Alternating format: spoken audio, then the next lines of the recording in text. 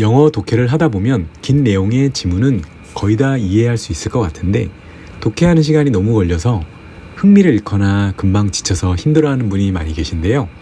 이런 분들에게는 가장 중요한 한 가지 스킬을 말씀드리려고 합니다. 오늘은 그런 문제를 해결할 수 있는 바로 속독하는 방법을 소개해 드리려고 합니다. 영어 속독은 문장을 빠르게 읽고 이해하는 능력이 핵심인데 처음에는 어려울 수 있습니다. 하지만 다음과 같이 소개시켜 드릴 방법으로 연습을 하게 되면 문장을 읽을 때 해석하는 데 걸리는 시간을 줄이고 영어 문장을 자연스럽게 받아들이는 데 많이 도움이 되는 방법입니다. 첫 번째 방법은 독해할 때 완벽주의를 버리고 핵심 내용에만 집중하는 것입니다.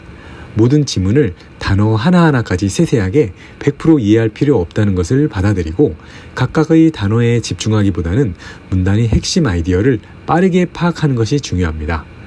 제목과 첫 문장, 마지막 문장을 먼저 이해하고 나머지 부분에서 중요한 정보를 캐치하는 연습을 해보세요. 두 번째 방법은 나무보다 숲을 먼저 바라보는 시각적인 스캐닝입니다. 눈을 빠르게 움직이면서 지문을 한 번에 큰 덩어리로 보고 빠르게 훑어보는 것이 핵심입니다.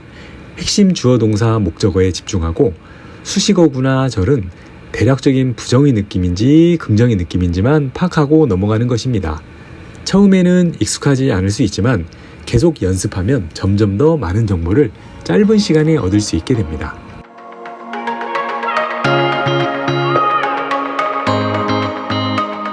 I soon learned to know this flower better. On the Little Prince's planet, the flowers had always been very simple.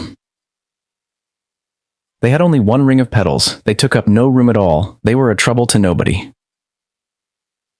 One morning they would appear in the grass, and by night they would have faded peacefully away. But one day, from a seed blown from no one knew where, a new flower had come up, and the little prince had watched very closely over this small sprout, which was not like any other small sprouts on his planet. It might, you see, have been a new kind of baobab. The shrub soon stopped growing and began to get ready to produce a flower. The little prince, who was present at the first appearance of a huge bud, felt at once that some sort of miraculous apparition must emerge from it. But the flower was not satisfied to complete the preparations for her beauty in the shelter of her green chamber. She chose her colors with the greatest care. She adjusted her petals one by one. She did not wish to go out into the world all rumpled like the field poppies. It was only in the full radiance of her beauty that she wished to appear. Oh yes, she was a coquettish creature. And her mysterious adornment lasted for days and days. Then one morning, exactly at sunrise, she suddenly showed herself. And after working with all this painstaking precision, she yawned and said, "Ah, I am scarcely awake. I beg that you will excuse me. My petals are still all disarranged." But the little prince could not restrain his admiration. "Oh, how beautiful you are." "Am I not?" the flower responded sweetly.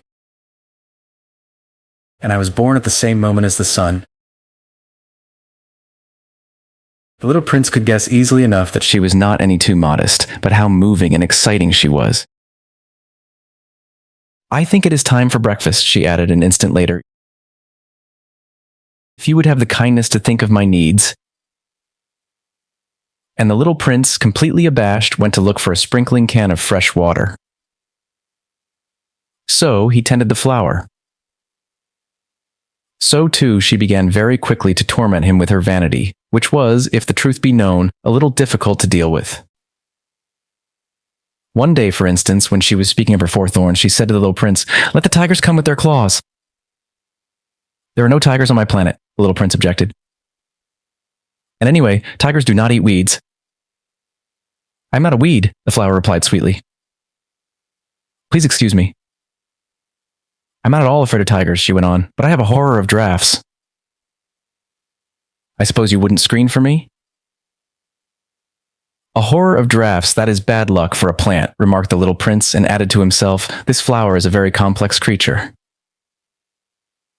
At night I want you to put me under a glass globe. It is very cold where you live. In the place I came from. But she interrupted herself at that point. She had come in the form of a seed. She could not have known anything of any other worlds.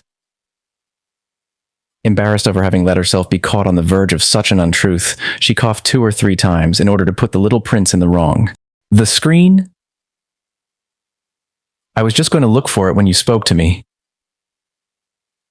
Then she forced her cough a little more so that he should suffer from remorse just the same. So the little prince, in spite of all the goodwill that was inseparable from his love, had soon come to doubt her. He had taken seriously words which were without importance, and it made him very unhappy. I ought not to have listened to her, he confided to me one day. One never ought to listen to the flowers. One should simply look at them and breathe their fragrance. Mine perfumed all my planet. But I did not know how to take pleasure in all her grace. This tale of claws which disturbed me so much should only have filled my heart with tenderness and pity. And he continued his confidences. The fact is that I did not know how to understand anything. I ought to have judged by deeds and not by words.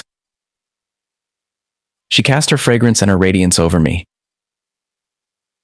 I ought never to have run away from her. I ought to have guessed all the affection that lay behind her poor little stratagems. Flowers are so inconsistent. But I was too young to know how to love her.